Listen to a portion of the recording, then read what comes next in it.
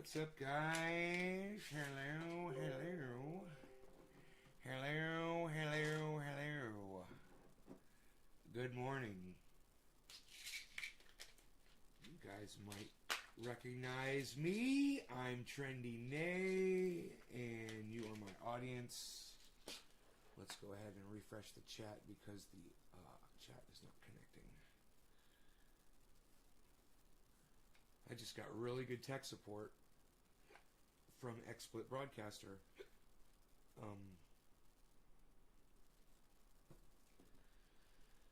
You know, you're just like, wow. You know, with these engineers, the software engineers out there. So, I'm trying to log into my XSplit Broadcaster, and it's bringing up the Brave browser, which I have, and I didn't realize it wasn't bringing up Chrome. And Brave browser has this little thing in the corner. It's the Brave Shield, and it shields you from seeing the internet. It's the dumbest thing. So I didn't know that. So I contact tech support. He's like, send me a screenshot of what you're looking at. I sent him a screenshot, and he looks at it. He's like, oh, you've got your Brave Shield on. Shut it off. It's on that browser. I'm like, what a bunch of idiotic fucking engineers that designed this shit. I'm an engineer. Yeah, I'm gonna protect you from looking at a website that you need to see so you can log in. Yeah. Why is my voice gone? Was I screaming about something last night? Huh. I don't know. Anyhow, let me say good morning to you guys that are here, that are taking the time to say hello to me. Dom, Joe, Joseph, Nick. What's up, you guys? How's it going? Good to see you. So those of you guys who follow me on Twitter, that go out of your way to get on Twitter, you saw what I put up there this morning about the sugar. And I'm going to totally do that. I'm going to do that. I am going to stop eating as much sugar as I can because I want to get rid of this. I'm sick of this. And you know what this doctor said on a YouTube video? He said, when you stop eating sugar, he says your belly fat's going to just start disappearing completely because that's what's causing it. And he goes through this whole explanation as to why sugar causes belly fat. And you're just like, oh, you know, my whole life my mom's always told me don't eat sugar, it's poison. And I'm always like, yeah, like, it's like rhetorical, or it's like, you know, she's whatever. If my mom had said, well, what's really going on inside your body is when you eat sugar, your liver is, you know, and your fat cells are doing this, and your blood is doing this, and your glycose and your levels and blah, blah, blah. And then sugar doesn't allow you to take up nutrients properly, and it doesn't allow you to get rid of all the moisture in your body correctly, and there's so much wrong with it. Yeah, natural sugar from fruits is bad too. It's all bad, Nick. It's a misconception that eating citrus and fruit is healthy. It's not. Fruit is not healthy.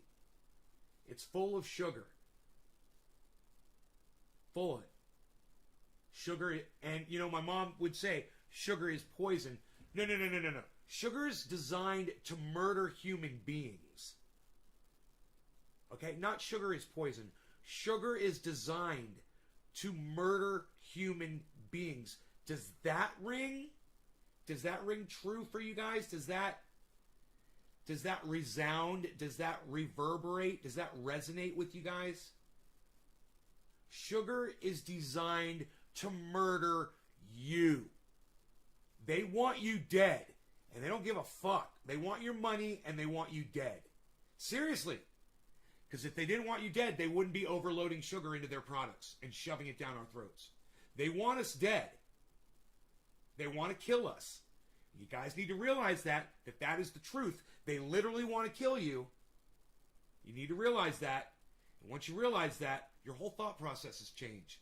Because you're like, oh, so the food industry is working against me so that I will die. Yeah, crazy, right? They lose a customer every time they kill somebody. It doesn't make sense. But that's how stupid we are. We're human beings. We're only so intelligent. We only have so much capacity, you know? And to a lot of people, you know, loading people up with sugar and taking their money is the only way they can figure out how to fucking put food on their own table. It's insidious. I thought fruit had good sugar. Dennis, there's no such thing as good sugar. You see, you guys are all fucking being lied to. Sugar is sugar is sugar is sugar, guys. It's no such thing as good sugar and bad sugar. It's all bad. Sugar feeds death. That's what you need to know. It's 7:10. Let's smoke. Man, I'm so upset that my audience... You guys need to follow me on Twitter. Y'all need to follow me on Twitter and start watching the videos that I'm putting up on my Twitter, man. We'll watch this video. You guys need to get educated. This is horrible. I thought I was bad about it because I just ignore the facts. But you guys don't ignore the facts. No one's even told you the facts before. And this is really bad. So, give me a second here. Library. No, is it going to show? It's not going to show up on my library. Dude, I put it on Twitter because I'm so smart. I put it on my Twitter. It'll be up there. Oh, Nick, you saw the video. Well, then why would you ask me if natural sugar from fruits counts? Didn't you listen to what the guy said? Did you watch the video? He literally says that. All right, let's go there. Profile. What happens if you stop eating sugar for 14 days? This is the video. That was an interesting video. Why are you asking me about fruit if you saw the video? That's kind of weird. He's going to talk about it. It's only a 6.5 minute video. The question is, what would actually happen to your body if you really gave up sugar, completely, for 2 weeks? Let's take a look at that. Cheers. One, you are going to lose your appetite to sugar. Why? Because every time you consume sugar, a hormone comes in there and pushes your blood sugars down, causing a low blood sugar situation, hypoglycemia to some degree, and that is going to cause you to crave sugar. So by getting rid of sugar, you get rid of the craving for sugar.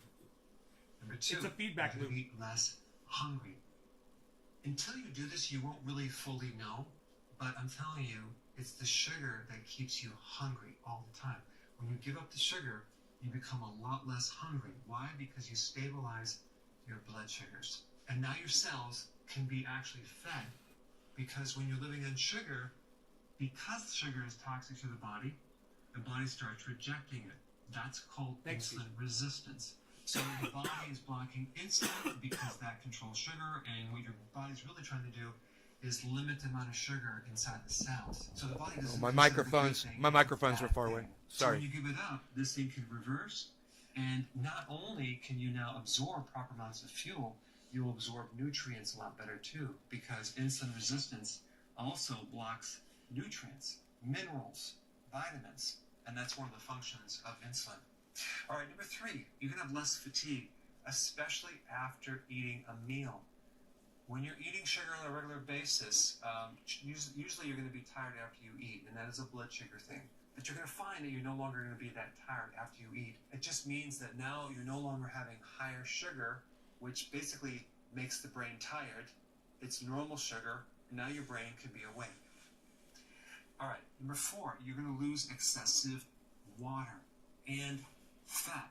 For the first week, you're going to dump a lot of water and some fat, but after that, it's going to be more and more fat. Lynn Marie, right on. Thank you. How much fluid you're retaining. Some people, within 1 week, can lose about 13 pounds of fluid. They're holding that fluid around, and that can't be that healthy for the heart. Of course, you're going to see your... See, imagine that if 13 of the pounds that you're carrying around is just fluid. Think how much better you'll feel when you let go of all that shit. Your clothes loosening, especially around the midsection. Your gut, your waist is one of the best indicators to tell if you're doing too much sugar. If you reduce the sugar, the stomach shrinks. If you eat the sugar, your stomach will expand. Okay? Number five, enhanced mood. So if you were grouchy before, you're now going to be a lot calmer, less stressed. Hey, you guys, maybe Trendy Nay will go away if I stop eating sugar. Oh, what? Wouldn't that be crazy if I'm not mad anymore? Stuff doesn't anger me. And you're going to be actually nice to be around. Okay? I'm going to be nice to be around? Cognitive function will improve. No way. So you're going to feel more I think trending A is stronger than not eating sugar, but we'll find out. focused. You're going to have more concentration. You'll be less ADD, more attention to focus on your projects. I've always had Number ADD. 6, your skin's going to look much better. I've always had bad skin. Your skin- I gotta tell you, everything this man is saying, it's like, I'm like, oh my God, I'm just taking them off my checklist. I'm like, these are all the problems I have in my life, all the physical problems, and it's like they're all root back to sugar. No, we can't have that. It's going to glow, and that's just a reflection of what happens. Can't have me fucking being nice. Sugar, insulin, Helene and Hendrickson, that's hello. Androgens, and we're talking about females. Androgen will go up, and that's going to create acne. In a male body, the increased insulin will lower testosterone, so you're going to have other problems that are associated with low testosterone. All right, number 7, you have less stiffness. So you're going to have less I have that. inflammation. You're going to have less pain. I have arthritis So what's and happening is inflammation. all we're doing is we're converting your fuel from sugar to fat. It takes 3 days, okay, of cutting down the carbohydrates and sugar. You may have a worsening of the symptoms for 3 days, okay? Guys, anyone can actually handle 3 days. And if you took some B vitamins from Nutrition Release and some potassium, He says probably B won't have vitamins and symptoms, so potassium. it's going to be relatively easy. At the cellular level, you're building The sad diet enzymes keeps people angry. to run your body. Cheers, on fat. guys. And Thanks that's for sharing happening. this on Now, what social we media show is for that me. Literally changing over to a different fuel source. That's what's happening over these 2 weeks. You're getting decreased inflammation in your arteries. Okay, that's what's happening when you get off sugar.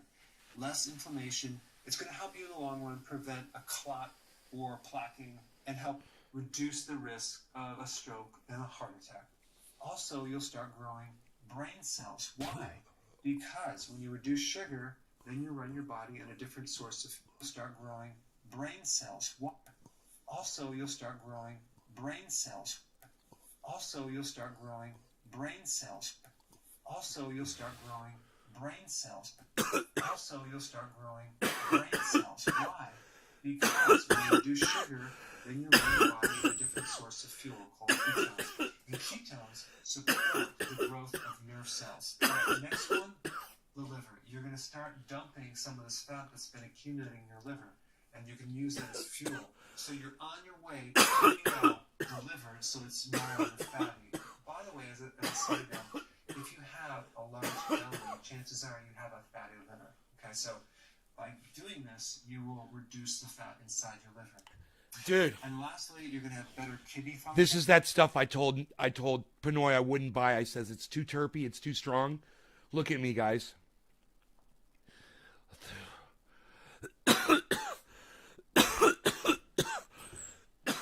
That's the kind of shit you take to a cannabis cup. And you dab all your friends out on it. That's what you take to a cannabis cup. And you're like, here, hit this. And they hit it, and they go down, son. They got to go find a seat. They're like, God damn, that DJ made my day.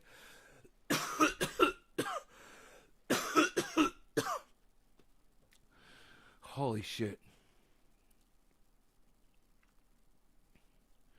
Brandy shared and shared and shared. ML and R. Have an awesome day. Trendies, y'all rock. No law regarding cannabis. ML and R. What does ML and R mean?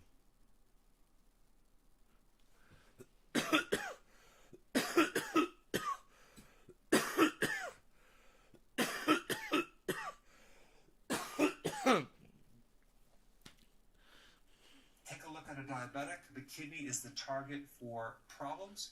When you actually cut down the amount of sugar, reduce the carb, you can improve kidney function greatly. All right, guys, there you have it.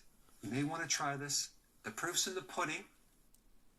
All right, so you may want to try this. I'm going to try it. Because I want to get rid of that belly fat. I want to see those fucking ab muscles, bro. And, This is just going to be one more thing to get me closer to my goal.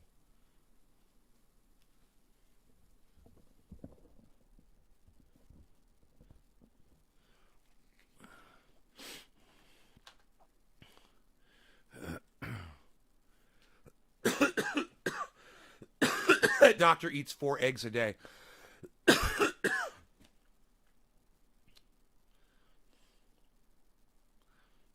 That same guy that told you to quit sugar, he eats 4 eggs a day. He's got a video called Why I Eat 4 Eggs a Day.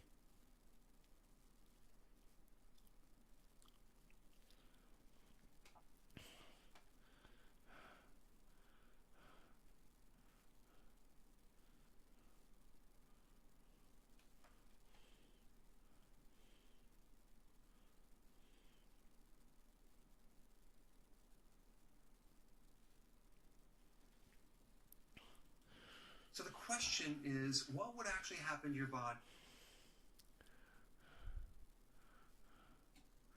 The generational bottom. 26 minutes ago, Carl just tweeted that Bitcoin's breaking out. I noticed it was going upwards this morning in my portfolio. My crypto portfolio looked better today than it's looked in a month. That's a good thing. So hopefully you guys are noticing. And those of you guys that stayed in, hopefully you did. I hope you guys stayed in with me. Hopefully you're noticing. What, Brandy? Why didn't you ever tell me what ML and R is? What is ML and R? I feel like I'm out of the loop. It's better now than it was before. Bitcoin's at 36.1 right now. It did break out. Polygon is at $1.22. Remember, I was telling you to buy Polygon at $1.61. It's still down at $1.22, you guys. And my position on it is 35% positive because I bought more at a more expensive price, man, because I know I want more, because I know it's going to go way past $2. I mean, Matic's going to explode.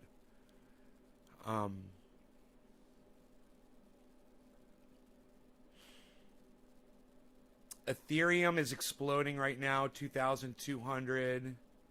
Huh. Cardano's at $1.40, so it's looking great. Still affordable. These are all... even Doge is at 26 cents, headed back up.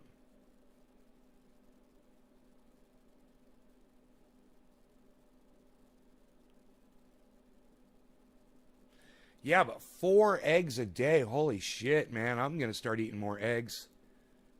Man, maybe I should get those chickens after all and build that chicken coop, you know? And that's something we need to talk about, guys. Eggs are the future. You know, eggs are your future. If you start getting on a 4 egg a day diet, I believe this doctor, man. I believe what this doctor says. After listening to what he said about sugar, I'm willing to listen to everything else he's saying too. And if he's saying 4 eggs a day, and we need to start talking chicken. And you guys need to start realizing what it takes to raise your own chickens. I know what you're thinking. You've never, ever once considered yourself someone who would have chickens. But you should start asking around, and you might find there's more people out there who are raising chickens than you realize.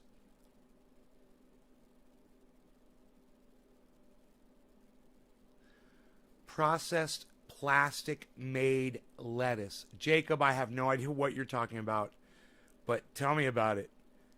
I love my chickens. Nick Brown's got chickens, everybody.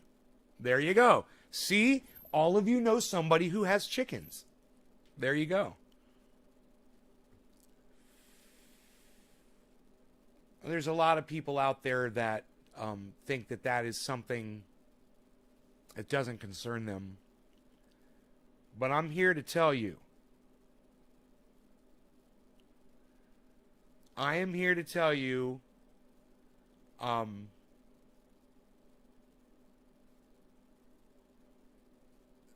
that if you have a garden and you have chickens and you know how to can.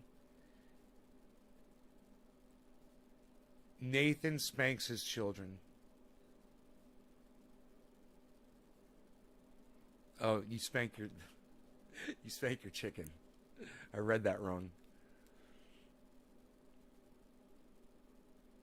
Nathan, that's great news, Nathan. Thanks for sharing that. I saw a video where they're making fake lettuce with processed plastic liquids. They pour into a water-based liquid. Judging from looks, they dip it over itself in it. Plastic? 2-layer hens. When COVID hit, I got 11 of them. Everyone around me gets free eggs every day. Nathan says you're awesome. It's just safer to grow your own crops. Yeah, and that's exactly what I'm here to tell you guys. Grow your own crops. Have your own chickens. Get your own food. You know, move to a house with a well. Move to a house on a river, on a lake, with a fresh water source that's up in altitude, that's in a safe spot. You know?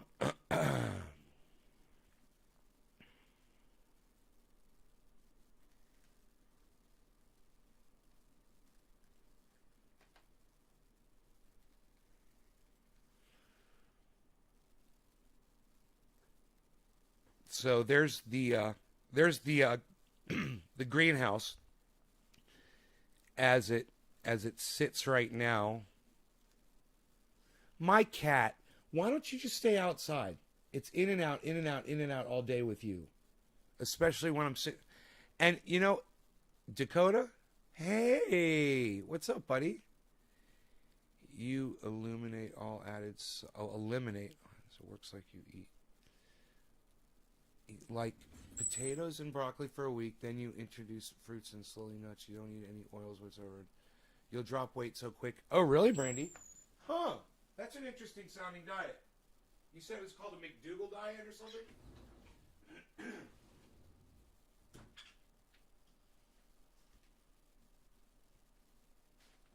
There's a beetle on my floor. I got a beetle catching device system. Harley, don't even act like you don't have food. Don't even sit there and act like you're not fed, bro. Like you don't have 2 bowls up there. It's like you're psychotic. Yeah, it's like you're a little psycho. You're a little psycho. Let's catch us a beetle. Come here, Mr. Beetle.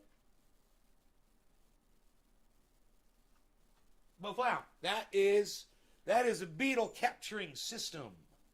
That is how you capture a beetle. With 2 pieces of cardboard, like that. That's how I capture little insects. I coerce them up onto the other piece of cardboard. Now I can let them go outside where they can be free and eaten by lizards.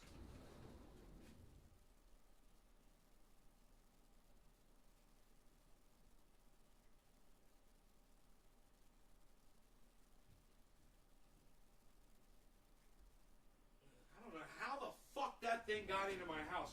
I'm assuming it was on my cat. You know, it was somehow like on the cat, and then the cat came inside and it... Baba Blue Jaws!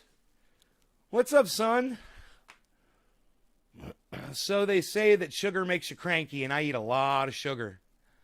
So I'm eliminating sugar from my diet, and I'm going to try to eliminate all of it, which means... no more salad dressing, no more barbecue sauce, no more ketchup, no more orange juice, which I just bought two gallons of, no more Oreo cookies.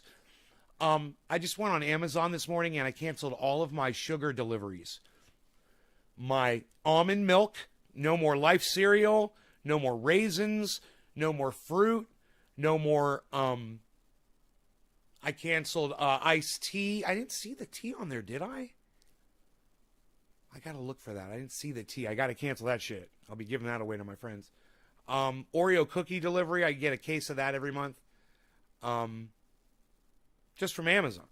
And then I get ice cream from the local store. I won't be getting Ben & Jerry's anymore.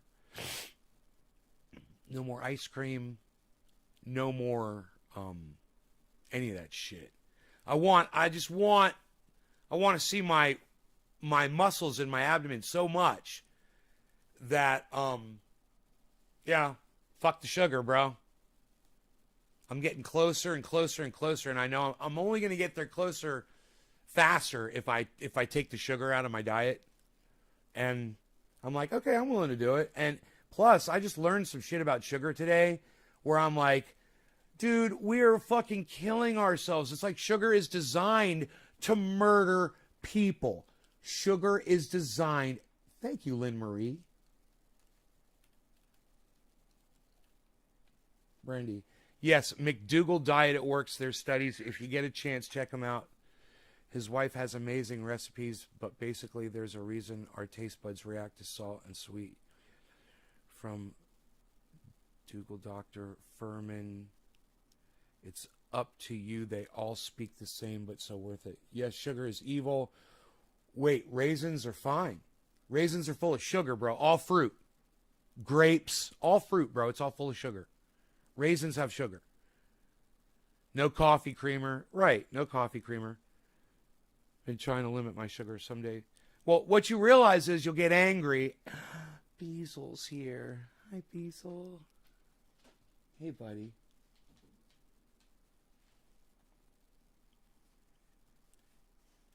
My bees. The bees. God bless America. Why am I... That's okay. I won't be getting so mad anymore. Bees. What's up, Beazle? How you doing? Can I say good morning? Hey, buddy.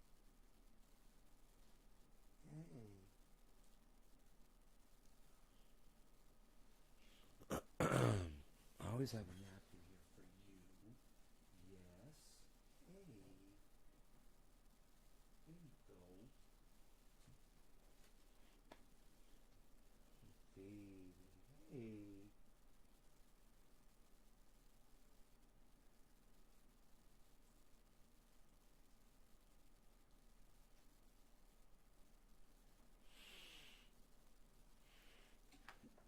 Oils, I quit sodas, dropped 20. Can you still cook with olive oil? Oh, I was cranky, but the result in a month and a half, I lost over 45 pounds, didn't have to take high blood pressure pills. Honey's good. Stevia. Honey?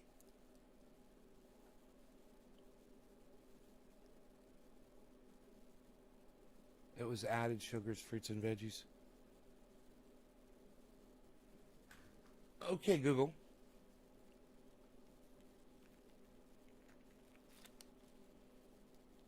Okay, Google.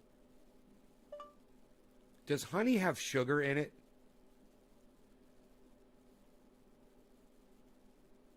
There are 17 grams of sugar in 1 tablespoon of honey. Yeah. No. Bab Blue Draws. No. Honey is not good. You're welcome. No, natural sugars are not okay, you guys. Sugar is sugar. Jesus fucking Christ. What do we have to do here? It's sugar. It's sugar. Sugar is sugar. Ask a diabetic.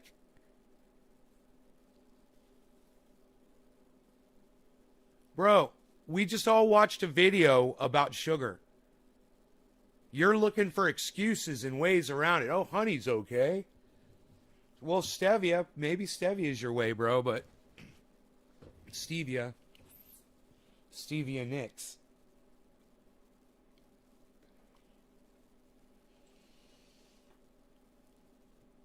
Fruit, right. Stay away from fruit. Stay away from honey. Stay away from sugar. Stay away from all of it. Barbecue sauce, salad dressing, all of that shit. And now Brandy's telling us oils. Dude, can you not jump up there? Is that the problem? Are you hurt or something? Where are you? Where are you?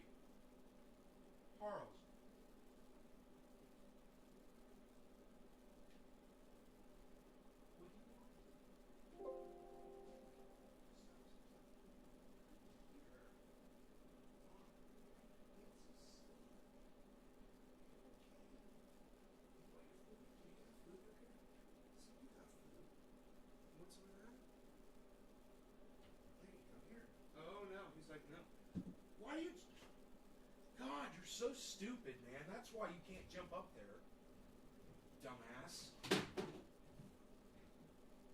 there. Jump down the way you fucking came up, man. And you're not hurting your feet.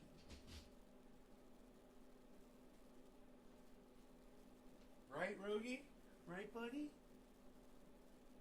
Right?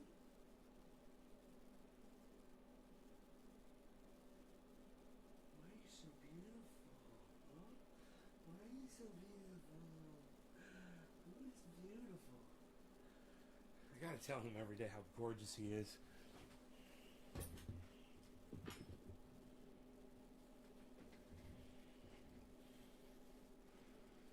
So what did we learn today? We learned that all sugars are bad, and if we eliminate them, maybe we can get rid of this belly fat. This is why I've always had this, because I've always consumed a lot of sugar.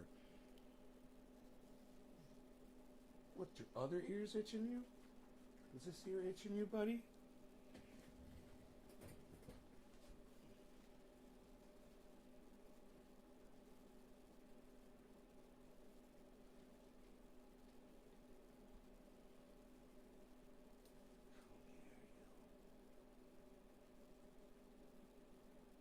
That? Oh man, look at all that dirt that was in there. Does that feel better? Does that feel better? Damn, his ear was dirty. Does that feel better, buddy? You love your daddy.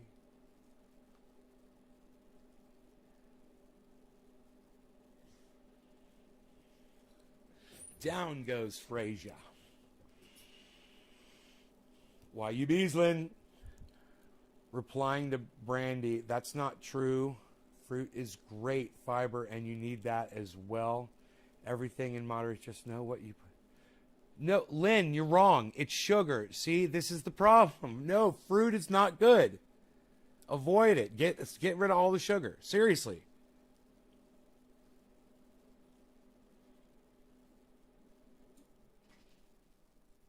Brandy, I already look great. Are you kidding me? Do you know how much I weigh? I weigh 180 pounds. And it's all this. It's all fucking muscle. I look fantastic. I'm all no, I'm not. I don't look good. I'm lying. I'm bullshitting you. But I will. I mean, I can do this now. I can do this. You know?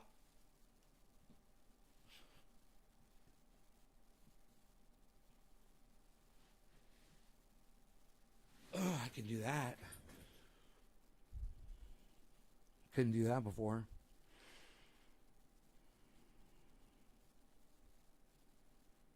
I would have killed myself if I tried to do that a year ago.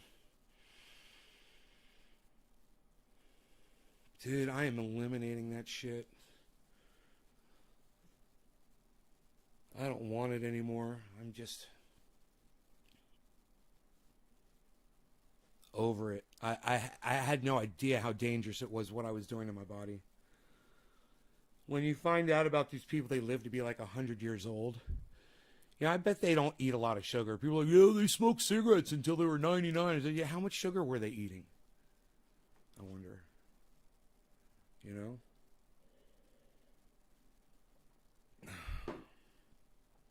That might be the fountain of youth right there. You know?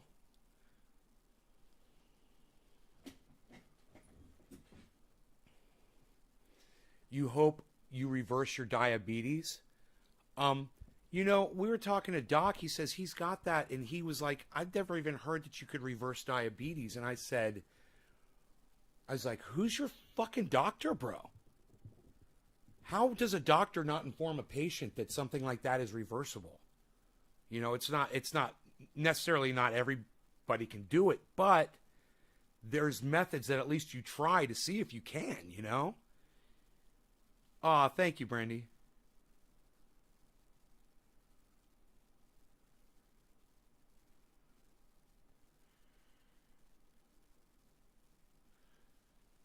If it's not type 1. So what is type 1 in unreversible diabetes? type 1 is unreversible. And, it's always just been, I've always been worried that I'm going to get diabetes because of the amount of sugar I eat. Hey, man, let's look at the plants again. It makes me feel good. Just, I want to smoke. Yes. Dab, absolutely. That stuff kicked my ass. My ass is so freaking kicked right now. I got so high off of that dab.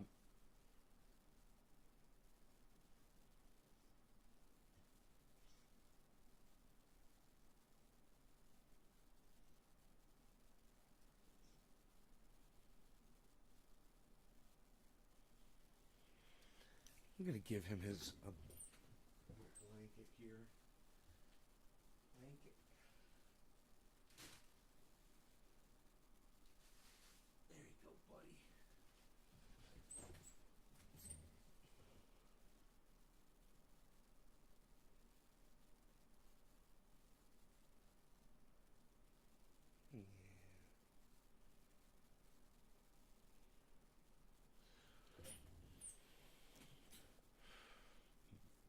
How much hidden sugars are in our food?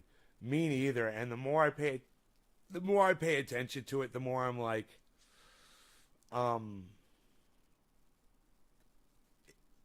isn't it like it's almost like the sugar industry is in cahoots with the medical industry to keep us perpetually sick, to keep killing us so that we will keep going to the hospitals and becoming diabetics and paying all this money for the medication. And I don't know, man. It seems God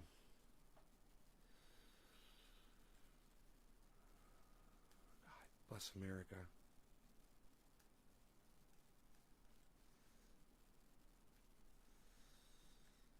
Those plants are going to be ready to be fed again pretty soon.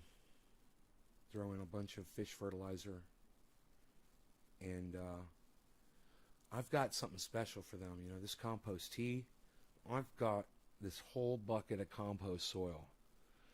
And when I pour that soil into that water bin right there, it's going to become the most active bacteria infested water. It's the plants are going to be so fucking happy with the fish oil, with the fish emulsion that I've already poured in there. It's just gonna, you know, because those mycorrhizae are gonna have something to eat because there's fish fertilizer inside the compost tea. So they're it's gonna explode. Paul H, how's the UK this morning, brother?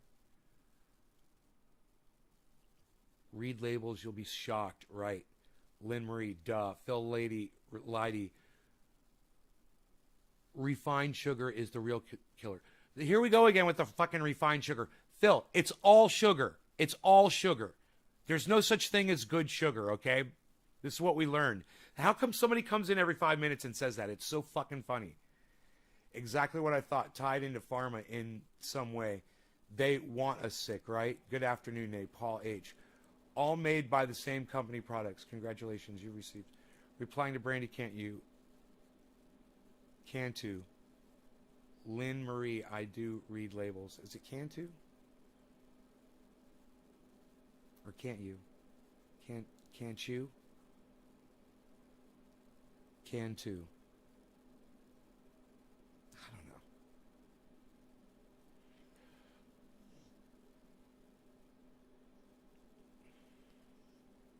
My bees, my bees,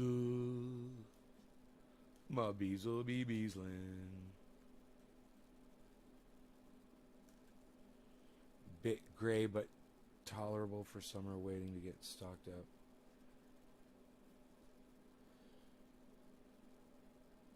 She goes, Cantu. That explains everything, Brandy. Yes, look up what's inside Parmesan cheese. Small wood pieces.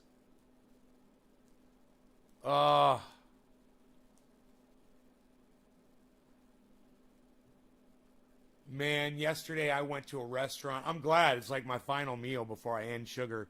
I had fish and chips with tartar sauce and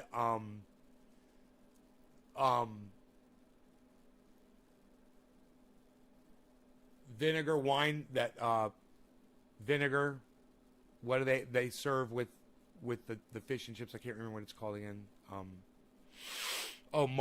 Malt vinegar and French fries with ketchup and a fucking Coca-Cola. I had and a refill on the Coca-Cola. I had all of that yesterday. And this morning I woke up, I got on the scale, I was 180 pounds. Because yesterday I was down to 178. I was down to 178. I was like, yeah, I gained 2 fucking pounds from eating that fucking meal. You know, and then I pigged out on some more sugar last night. You know, I had some ice cream with some chocolate milk and some Oreo cookies. I normally do. This is why I always have belly fat. Because I like to have these little snacks. I'm always rationalizing that, well, I can have, you know, little sugar snacks throughout the day because I'm burning it off, you know, because I'm running around the property all day and I'm fucking killing myself. I am clogging up my arteries and I am fattening up my liver to the point to where it can't operate properly. I'm storing excess water weight and carrying that around. You've been using chicken manure in your garden and the nitrogen. Yeah, I don't like the smell of chicken manure, so I recommend Lynn. The smell of chicken manure is disgusting. So I recommend that that anybody that's gardening use earthworm castings that has no smell.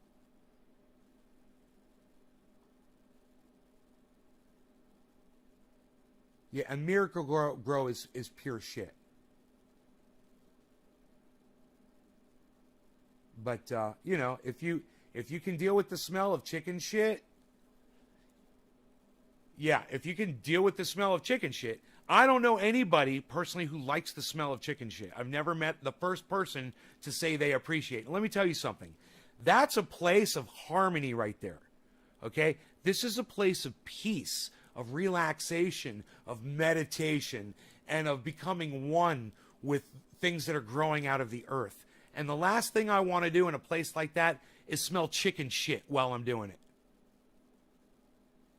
That's one of that, and then I got another friend who swears by horse shit, and I'm like, I think it was Chris P, and I'm like, dude, it smells like horse shit. And he's like, I like the smell. I'm like, you're fucking psychotic. But hey, to each their own, right? To each their own. You do what you're going to do. I recommend to make your place where you're growing as pleasant as possible so that you'll spend the most amount of time in there. And if it smells like shit, you're subconsciously you're going to want to get out of there sooner. You know, not even thinking about it. You're like, God, I just want to breathe fresh air. Unless you're Chris P and you like the smell of horse shit. I mean, that's literally, he said that in here. And if you do like the smell of horse shit, then kudos to you because yes, horse shit is a good medium for, you know, partial medium for growing, but just about any kind of castings that you get from anything will be great. You know, someone asked me the other day about an aquarium. You know, think about an aquarium. Yeah, you know, aquarium water's good. Does your aquarium have a filter in it that's filtering out all the fish shit and stuff, making your water nice and crystal clear? Your water's not as full of nutrients as you might think it is, but it's not bad for your plants. It's just not going to make them explode. It's not full of microorganisms. It's more of the stuff that microorganisms would probably appreciate. You know, because there is some level of fish droppings inside the water. But when you're talking about aquaponics and stuff, they probably don't even need a filter system on them. They probably just use plants get rid of the ammonia. I think the plants get rid of the ammonia. You might not even need a filter on aquaponics. They probably do have filters, but there may be a different kind of filter for aquaponics, because you don't want to take out the stuff that the plants are eating. The nitrogen and stuff. And when you're taking phosphates out of the water, you're pulling out nitrogen. The water that comes here out of my well even is got some phosphates in it. And you can see that, like, if you spill water on a black surface, you'll end up with a white ring where the water droplet was, or you'll see it out on the car outside. If you leave it, you end up with white water spots, and those are the phosphates in the water. They barely show up on a ppm meter, but plants love it. The phosphates are good for plants, not good for fish. You could poison your fish with too much of that. So it's good to put something in there to take the phosphates out. Plants will eat those phosphates. So I immediately put plants around I literally set potted plants inside the shallow part of the pond, so their roots were right in there. And those plants are huge plants today. They're on the side of my pond, but they're also in the dirt. They're partially in the dirt, and their roots are partially in the water, and they're there to filter out the phosphates so the fish don't die. Because I pump fresh water into that pond every day. At least once a day. It gets like 20 minutes of water every day.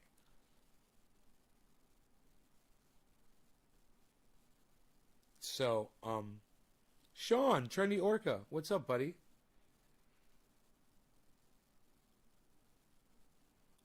I used it outside, so it's disappeared.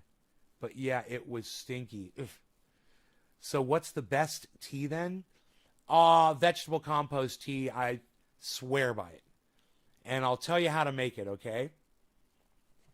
I drink coffee, and I eat eggs. That is your coffee grounds and eggshells are your staple right there. Now, I just bought a bunch of bananas. I wasn't thinking, and now I'm not going to be eating. I'll finish those. I shouldn't, man. I want to stop sugar now. I just bought bananas. I wonder if something outside would eat them. Like if I sliced them up, like if a raccoon would come eat them, or I put them way up on the mountain and let a bear eat it. So I'm not eating sugar. I should fucking just cut it out. But,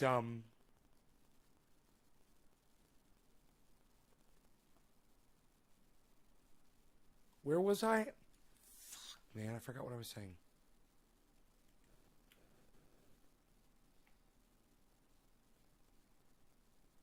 Oh, yeah. Vegetable compost. Good day. Ty, what's up, buddy? Paul H. Brandy reminded Nick Brown, did you start growing feathers? It's the best. Good morning. And it's like taking an antidepressant.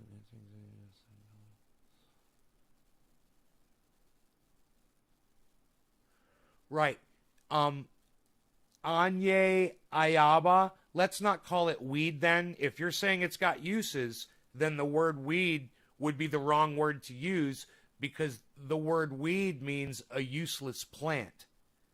And so you just said cannabis has antidepressant qualities, anti-anxiety qualities, sleeping pill qualities, muscle relaxant qualities, personal therapist qualities, and rolls them all up into one. And then you call it weed? Right? So let's call it cannabis. Hope everyone has a terrific Tuesday. Karen, right on. Let them rot and add them to the plants. They act as fertilizer.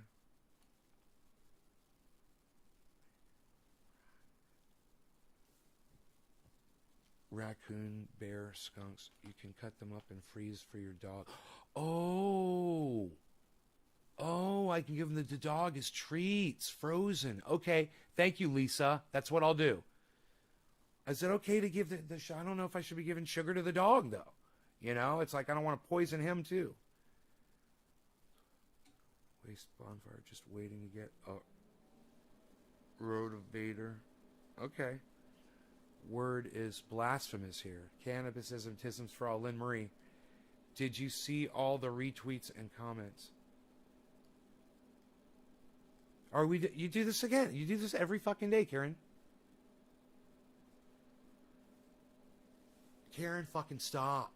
Every day I gotta tell you to fucking stop, man. Seriously.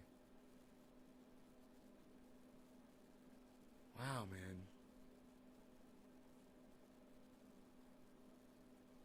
You just never end. It never ends with you. It's always about you, Karen.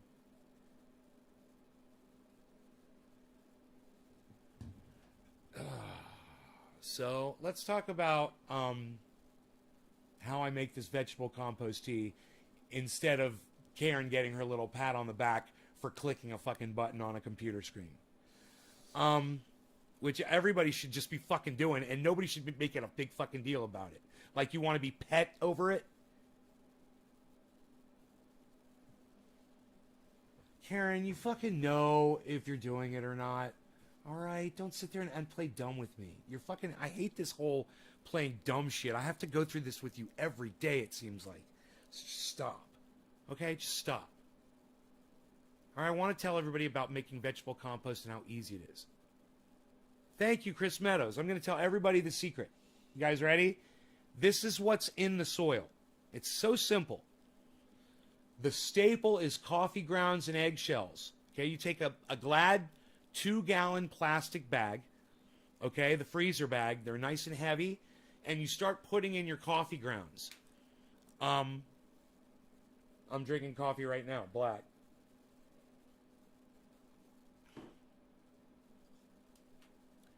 Okay, just listen to me. I'm going to tell you what to do. You take your and those of you who aren't going to listen to this, that are going to leave this broadcast right now, let me tell you something. This is the kind of information you need. You might think you're someplace where, you know, I go to a store and I buy my food, or I'm nowhere near. Let me tell you something. It's not going to last forever, guys. And those of you who have this knowledge in your mind, you'll be able to survive. So don't walk out on this show just because I'm talking about something that you don't think you're interested in. It's not about whether or not you're interested in this. It's about saving your own life. So don't walk out on the show right now. I noticed a couple of people leaving. Don't do it. You're making a huge mistake. Get a 2-gallon Glad plastic. I use those all the time for all kinds of things. They're great. The freezer bags. Coffee grounds, eggshells, and then anything vegetable in the house that you eat that rots, that goes bad, goes right in the bag. The end of an onion, the bottom of a lettuce goes bad, tomato goes bad, that goes in there. For those of you who choose to eat fruit, even though I don't recommend it, apple cores, banana peels, the core of anything, you know, and of course the seeds along with it. Always include the seeds in your vegetable compost, right? Zucchini makes excellent fibrous material in your compost. Remember, you're going to chop this all up with a shovel anyway. You want to avoid meat. Basically, the things that you shouldn't be putting in your body anyway. You shouldn't be eating meats. You shouldn't be eating oils and fats. Well, you don't want to put those in your compost too much. Now, something that is good to put into the compost is bone meal and blood meal. So if you were able to take meat and grind it up and powderize it and put it in, that's the ideal way to distribute all of those nutrients throughout the soil. But when you put just raw meats into your vegetable compost, and this is why we call it vegetable compost, because you kind of want to avoid meat, you'll attract pests, all kinds, bad pests. Flies will want to lay their larvae in there. You don't want flies. You don't want to attract flies. You don't want bears, raccoons, squirrels. You don't want birds of prey, scavenger birds, scavenger animals, rats, mice, roaches, any of those things coming to your compost pile. If you leave the meats out and the fats out, they won't go. So,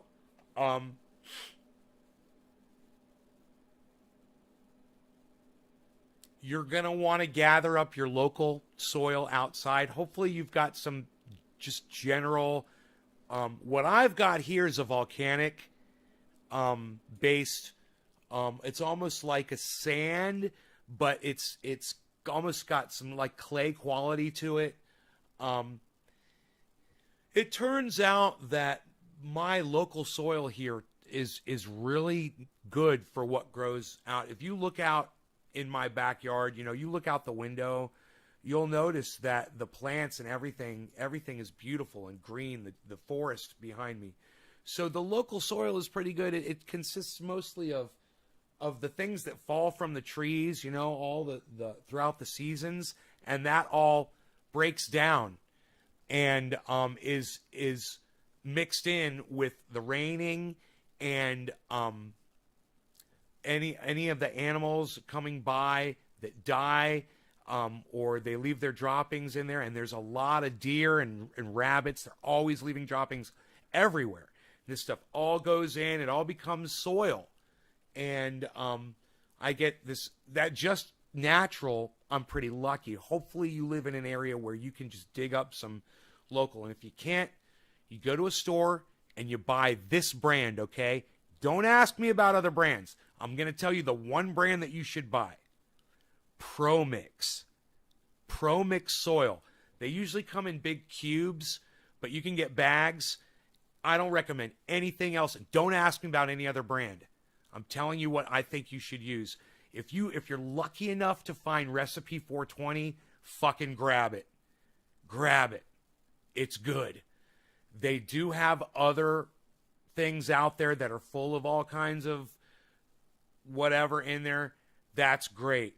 I'm not going to recommend any of those because I'm going to tell you what you put in your soil yourself, and you don't have to rely on your soil company to give you stuff. Sometimes you can end up with bugs. And if you're not going to buy anything, don't ever buy Fox Farm anything. Now that we're on the subject, stay the fuck away from Fox Farm. It's a fucking scam. Stay away from it. Okay, now, the next thing, the most important thing you're going to throw in there is your animal castings. I recommend earthworm castings, but you can use cow manure, horse manure. There's communes out there where they use people shit. I don't recommend it. You don't want your own garden to smell like human feces. I think it's the stupidest thing, but it's possible.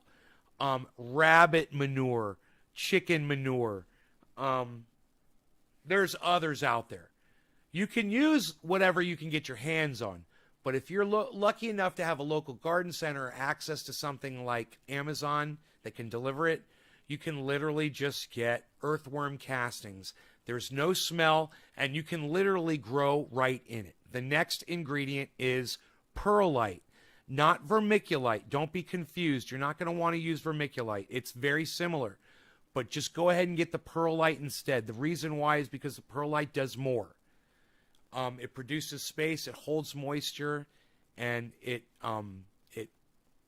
allows those roots to get the oxygen and the moisture that they need simultaneously because of the water holding properties. So always go for the perlite over the vermiculite. Those are the massive ingredients to put in. Okay? The everything else that we're going to be talking about is going to be amendments. But what I've just given you is the base for your soil. Okay? When you're doing you've got your vegetable compost, so you're going to mix your vegetable compost in with your local soil. I'm doing like 25%, 75%. So 25% vegetable compost to 75% vegetable local soil. You could do 50-50. You could do 25-75 the other way. You could even grow in vegetable compost, but I don't recommend it because it's pretty stinky stuff, and it's really nice to dilute it with just some dirt. You know, dilute it out, and then you'll get more. You know, you get a lot more, and it works great. You know, plants don't need, 100% vegetable compost. So now we've talked about the vegetable compost. There's other things that can go in there.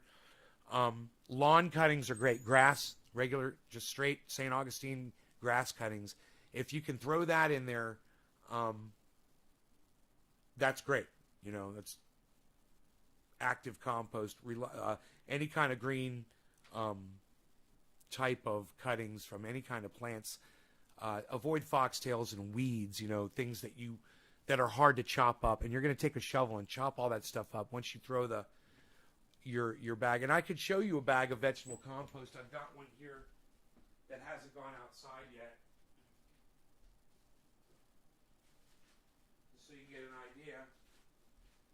This is a 1-gallon bag, and you can literally see all the bacterial mold growth in there. That is all mold growing in there, man. That is all active and ready. You could literally just poke some holes in this bag, some nice big holes in it, and drop this in a bin of water, and you'd have a vegetable compost tea within 24 hours. You want to run a air circulator inside the bin, an air pump, just to get air bubbles in there, and just always keep that on 24/7.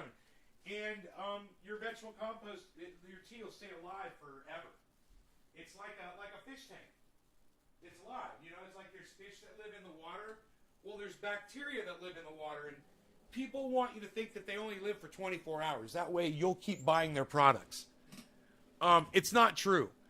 When you make compost and you make an environment for the bacteria to survive in the compost tea, they're not going anywhere, man. They're going to keep, as long as there's food in there, they'll stay in there alive and eating and generating the activity that the roots for your plants are craving. It doesn't matter if it's 24 hours, and it doesn't matter if it's 24 months. That bin of water is still active, I'm telling you. The plants will love it. And I'll prove it to you. Yeah, Oreos are out. Yep, Oreos are gone. I stopped my Oreo delivery. Hey, you know what we've got? Let's celebrate the no more Oreos. We've got a smoke ring. A smoke ring. Here, let me fix this here. Let me grab this. Where do we want to go with the grow? Got a beautiful place for smoke rings here. So let's do this. Let's blow some smoke rings. Cheers. And thank you for all of you guys that are remembering to share this on social media for me. You guys, thank you so much. And I'm giving you some really valuable information on the show today. I hope you guys will share it around. And when you share it on Twitter, don't just share the video. You share it and write a comment with the video, and you say, Nay is literally talking about things that will save your life in the future on this show. Do something like that. Thank you. Cheers.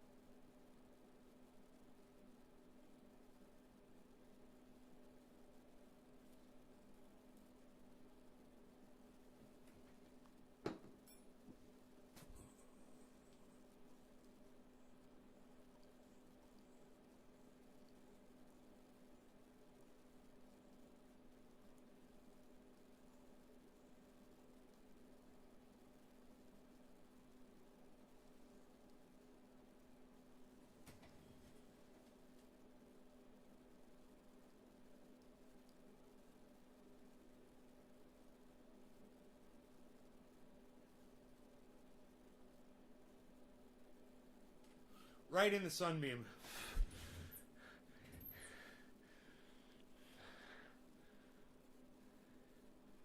So you watch from YouTube now. Brandy can too.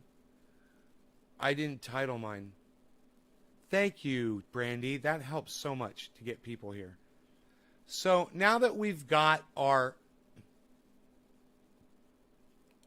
soil, now we need to throw our amendments in it. And the amendments are in this order of importance.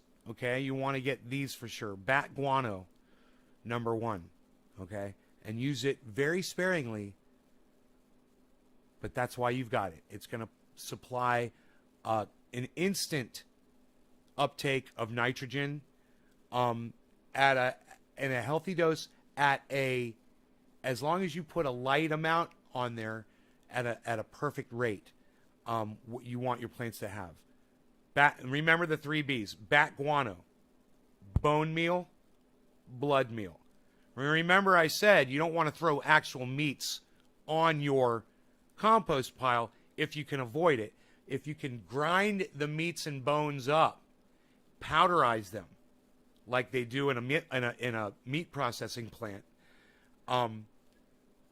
If you have the ability to do that, then you're way better off. Go to and all of these things are available at any garden center, and they're very affordable. All of this stuff is very inexpensive, and you can stock up on it, guys. You can get 50-pound bags of this stuff. So go ahead and do it. You're gonna be thankful that you have all of this if you get into gardening. Okay? Bone meal, blood meal, bat guano. Those are your 3 B's. I'm repeating them because they're that important. Now, the rest of the amendments are as follows. Fish meal, very important. Fish bone meal, alfalfa meal, cottonseed meal. Almost any garden center is going to have these in a row. Just grab every single meal that they have. And they'll be full of mycorrhizae too. Mycorrhizae. In this order, this is really important. You buy the mycorrhizae too. They'll have a canister of it. Get the cheapest one they got. You don't have to spend a lot of money on bacteria. You know, you're paying for a name or a bottle or fancy whatever the fuck, whatever they're spending to advertise their product. So get the cheapest one, okay? And now potash, Epsom salts,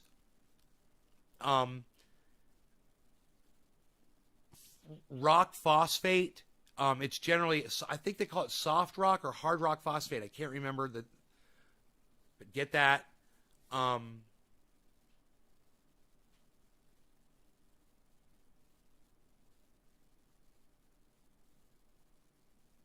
And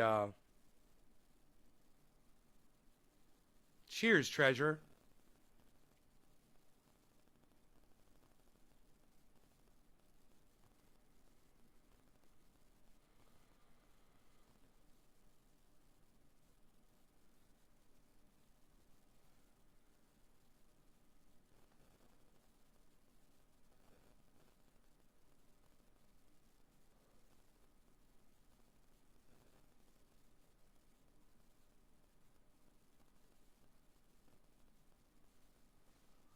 I'm trying to think if there's anything else that goes into that soil.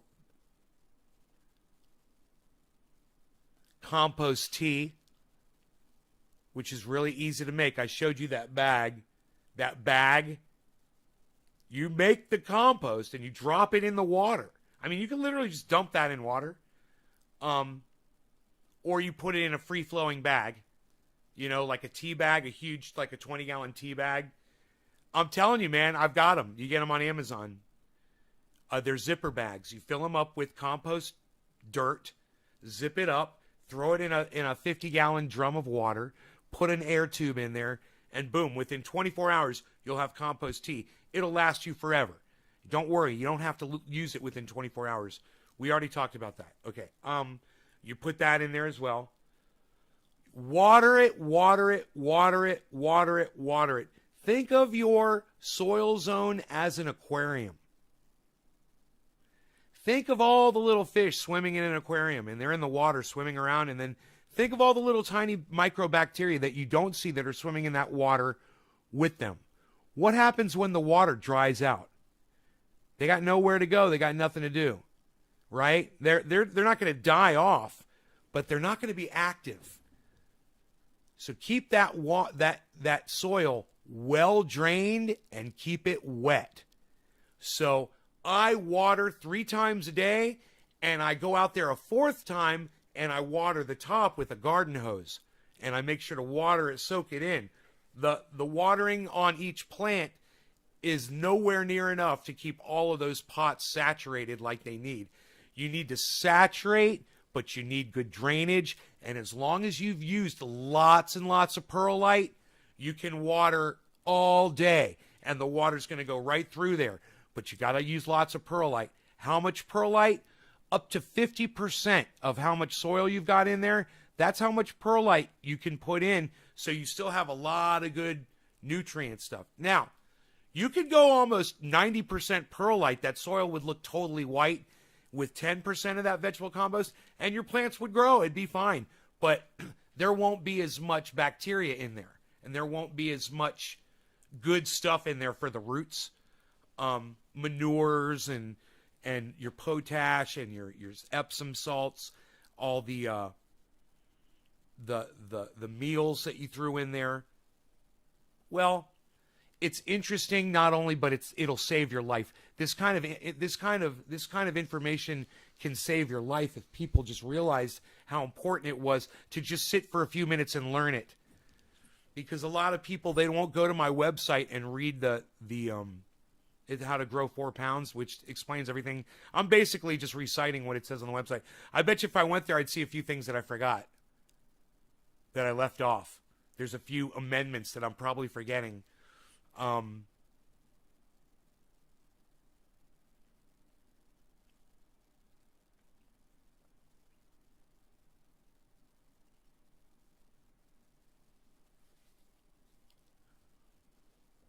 Yeah, perlite. That's how you spell it, perlite. You could see the perlite. You can literally see the perlite on my pots there, guys.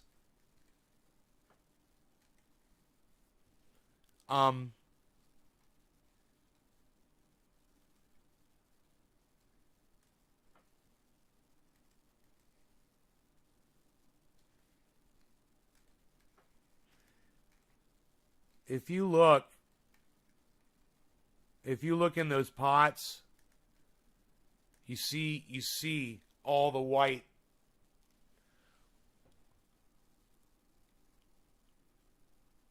Weak water to water with around roots. Rag weak water. I don't know what rag weak water is, so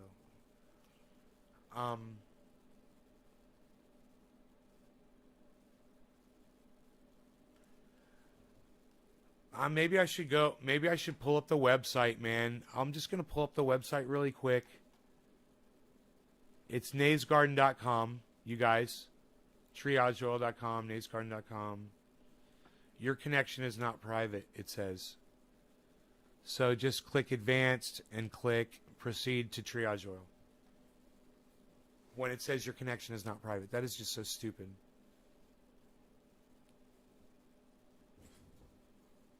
I need some kind of a overhaul on my website so someone can tell me why it does that.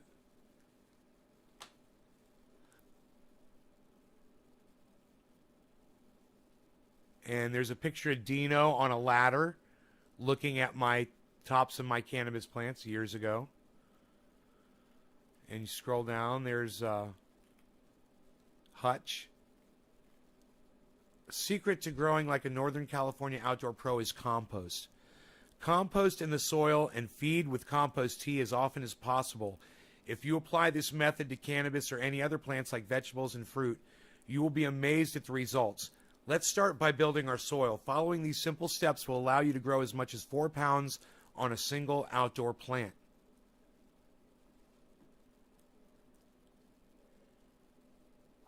Soil and compost. A good base soil can be bought in a garden center, at any hardware store, or simply dug up from a healthy area where plants are already thriving, We love Recipe 420, and if you are lucky enough to find this brand, your plants will thank you. The next ingredient is manure. I suggest earthworm castings, but you can use cow, chicken, or other forms of manure. This is excellent food for the bacteria we want to flourish in our root zone.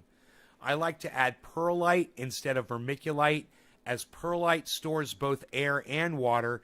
You can add 1/5 the amount of your soil of perlite and 1/4 of your soil total manure. The next thing I like to add, I refer to as the 3 Bs. Bat guano, blood meal, and bone meal. These can entail 1/20th of your soil total amount. I usually add enough of these amendments. 1/20th is too much. It's probably 1/100th. I should probably change that. I usually add enough of these amendments to cover the top of the soil area and then rake it in. In addition to these meals, please consider, it's probably more like 1/200th. Consider adding cottonseed meal, alfalfa meal, kelp meal. I left out kelp, guys. There it is. Kelp, so important. Happy 420. Fishbone meal, Epsom salt, potash, diatomaceous earth, and mycorrhizae, the beneficial bacteria that we're feeding in the soil to make it active and encourage our roots to uptake nutrients. In addition, I love to add an ocean or kelp-based slow-release fertilizer into the soil as well. I use Marine Cuisine, but many other different brands. Now I'm using Liquinox, guys. Fish fertilizer by Liquinox. I do have some Marine Cuisine. I am going to throw in, actually. I do have some. I found some bags. I'm so excited. I'm going to incorporate that into.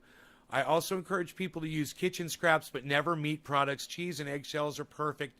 Coffee grounds, any rotting vegetables, cut scraps, onion ends, celery base, and more. We keep a 2-gallon plastic bag near the sink and fill it with these scraps, and every few weeks we dig a hole in the compost pile and dump it in. Keep the compost pile covered with a tarp and moist at all times to encourage healthy bacterial growth and discourage pests from investigating. Remember, the larger the grow pot, the larger your yield, so go as big as you possibly can. Go as big as you possibly can when buying a pot or digging your outdoor holes. Unobstructed full sunlight is suggested but not required. The higher power light for indoors, the better. I suggest 600 watt at least. Watering. For soil gardens, which is the only growing I recommend, I suggest watering 2 to 3 times a day in small amounts and feeding as often as possible in between or every other day. I use automatic watering timers on both my indoor. This is great information. It's all there. It's all there. It's all free. It's all been there for years. Just when it says you're being tracked or something, just click advanced and click enter website. I don't know why that does that. I thought it was the map, but I'm pretty sure I removed the map and it's still doing it. And I'm like, well, what's on there now? It's something in the HTML code somewhere.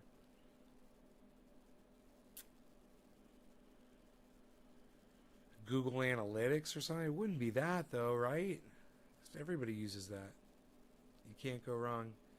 Yeah, I know. Those plants look beautiful. I mean, look how healthy they are. I've already sprayed them twice for bugs. I think I'm going to spray them every other day for bugs for, like, a long time. I'm thinking I'm going to spray them every other day for bugs until they get into flower. And then I'll stop. I do not want to have fucking bugs on them when they go into flower, because then we're fucked, man. What are we going to do? Spray them, and then you got to dry them immediately. Got to spray them, rinse them, and then fucking dry them. And boy, oh boy, when those plants are that big, man, and you got huge buds on there and drying those buds, it's hard. And you can't get all the water off them, man. You got to be out there for hours and hours and hours to do that shit. Shake the water out, use a blower, all that shit, man. It's a disaster. I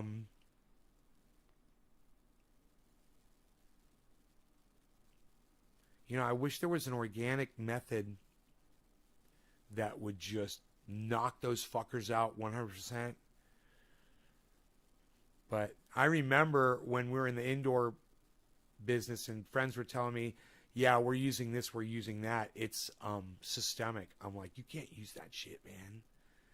They're like, it works. I'm like, yeah, but you're poisoning the whole fucking plant. It's systemic. You're saying it yourself. You know? You're not just pouring something on the outside and then able to rinse it off or wear off.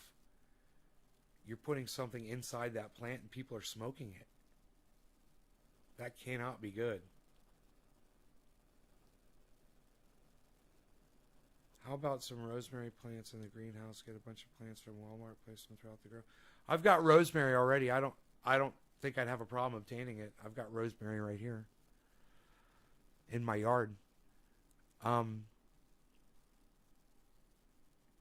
mean, then I would never have bugs, you think, if I put rosemary in there? Okay, Google. Will planting rosemary around my garden keep all the bugs out?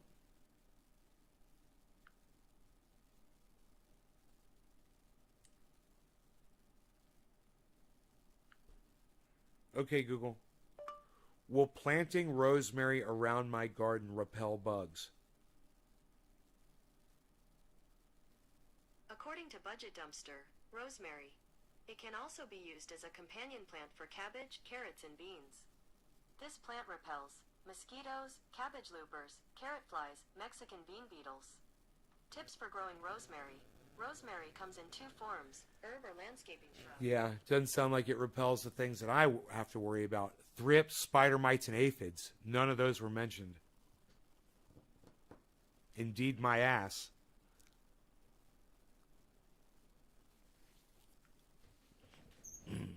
Dude, I don't think you understand spider mites or aphids. They are tenacious. They're determined. And I don't think a companion plant is going to be enough to keep a spider mite away from a 12-foot tall cannabis tree, bro. They fly in on little tiny webs. They're almost microscopic, but they're not microscopic. I mean, you can see them with the naked eye. I don't have anything here. Yeah, there's something here that's small enough that I could show you on my desk that's literally as small as a spider mite. They are all over Florida. Spider mites? Really? I'd never seen a spider mite until I moved to California, and I lived in Florida for fucking 40 years. Chinese parsley. Hey, Doc. Yeah, but, bro, will Chinese parsley repel a spider mite that flies in on a web, right? Check me out now. On a plant that's 12 feet tall and 30 feet around, bro?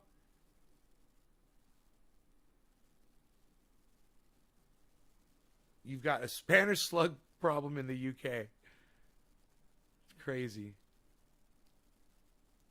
I just don't think that companion plants are the answer to spider mites, guys. You know, people are like, oh, ladybugs. I'm like, yeah, ladybugs eat spider mites. They eat 30 spider mites a day. Spider mites produce millions within, it's exponential. And there's really no population of ladybugs that you're going to be able to sustain inside your grow that's going to be able to take out all of those.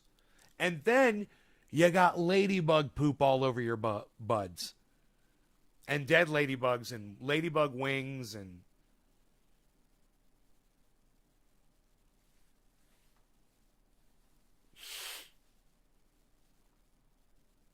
You know, if I'm thinking right now about sealing that fucker up,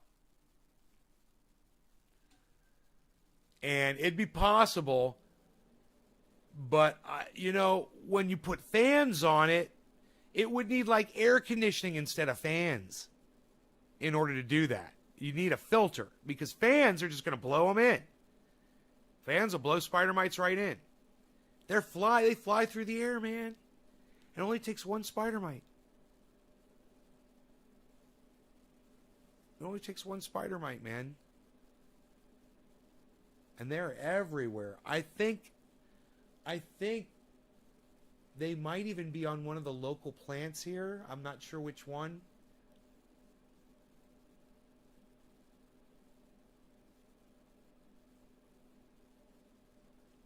Okay, Google.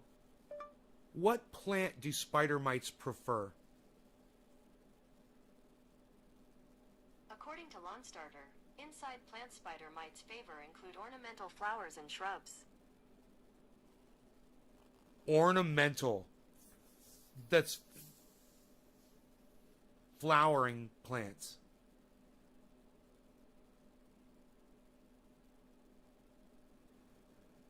I don't have a lot of those. Got a dogwood. I got like 2 dogwoods. I've got... What else puts out flowers?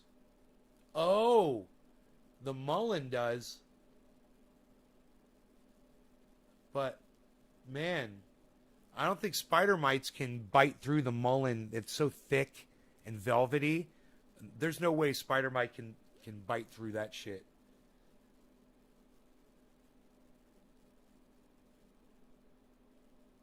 I'll bet you the leaves are way too thick for their little tiny spider mite teeth. Oh, man, dude, they're so destructive. They suck the juice out of your leaves. That's what spider mites do. And if that's not bad enough, they do it one little tiny pointillism dot at a time. If that's not bad enough, check out what spider mites do to your plant. Everywhere they walk, they leave a little web behind them. So as a spider mite walks, it leaves a trail of webbing.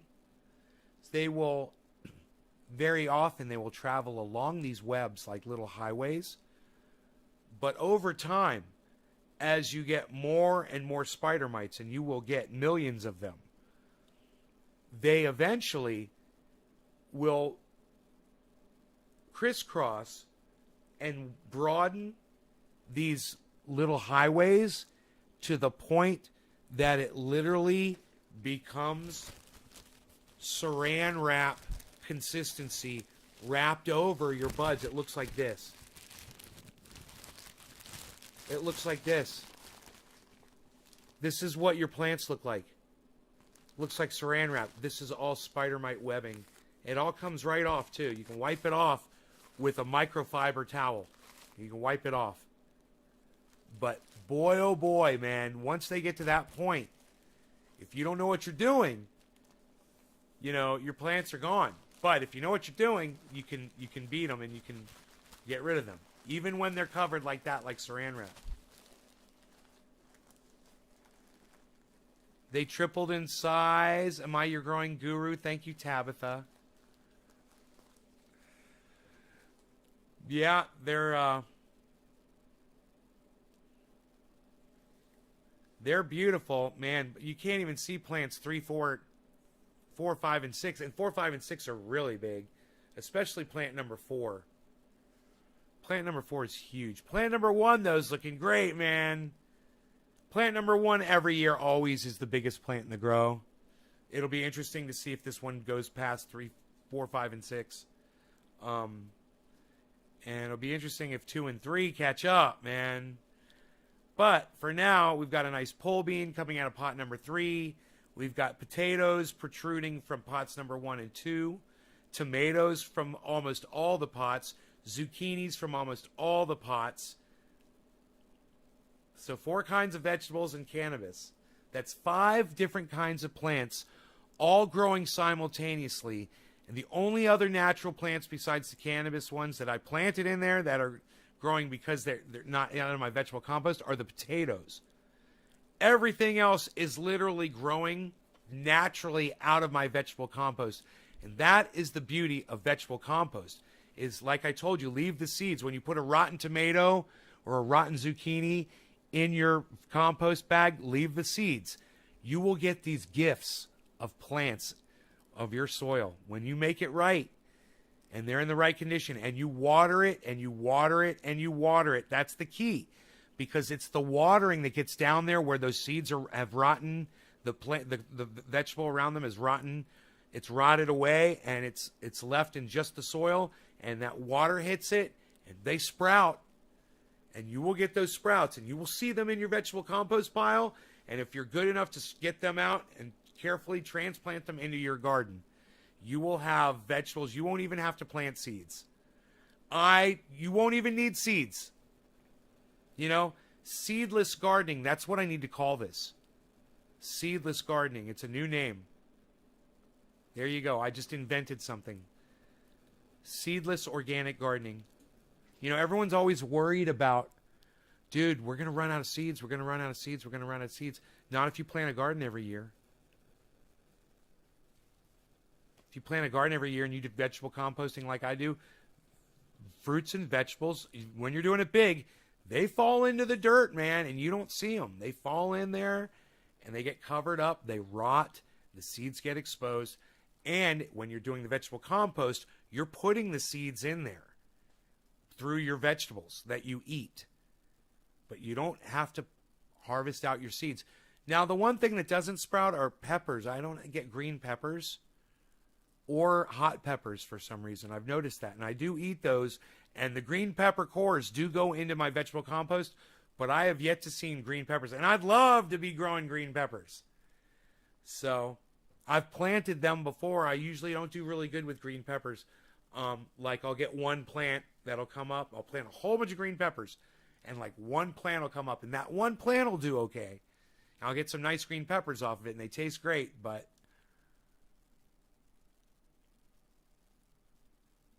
often bath with Bluetooth speaker. Right on. That's what you guys should do. Way to go, Paul, man. I appreciate that. Hell yeah. The current CPU usage ratio is too high. 67%. All right, looks okay to me.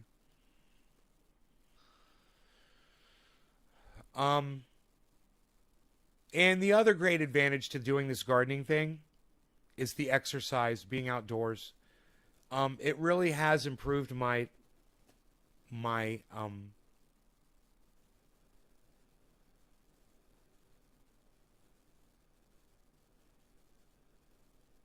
general welfare, my physicality. Outside breathing fresh air, in the sunlight. Sunlight's healthy.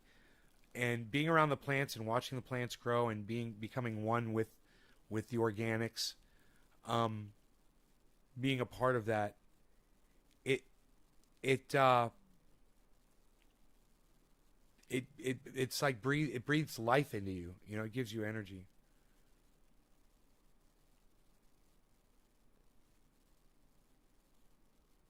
I'm going to have such a hard time avoiding sugar now.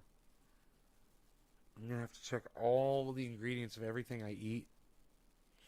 You know, the way to do it is just to get rid of everything in the house that has sugar. Then you don't have to, it's not about cravings or anything like that. It's just like accidentally eating something you don't realize has sugar in it. You know?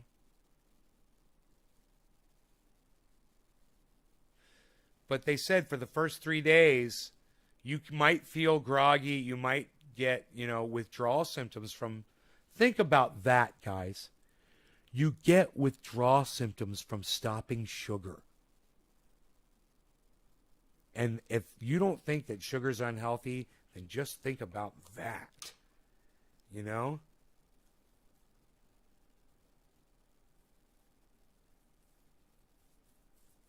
Tabitha, thank you so much. I'm going to put that on Twitter.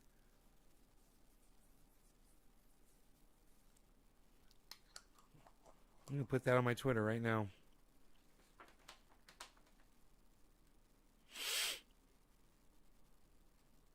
But, you've learned all of this from my channel, but social media doesn't want people to see me. So, this is hilarious. Thank you so much for this tweet.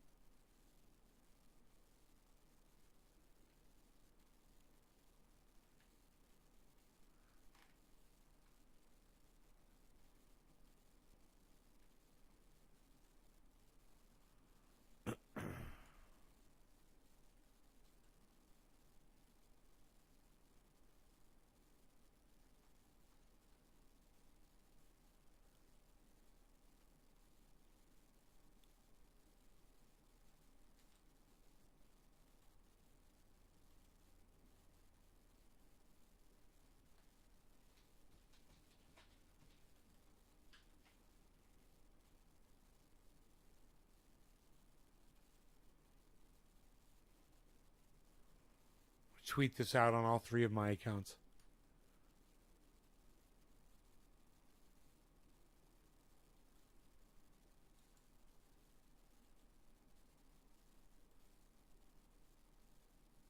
There we go. Thank you, Tabitha.